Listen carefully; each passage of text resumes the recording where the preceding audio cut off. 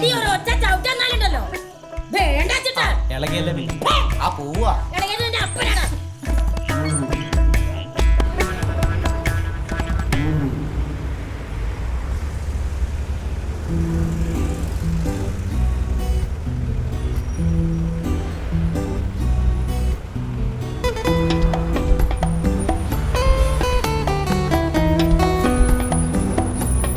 എനിക്ക് വിശക്കുന്നു.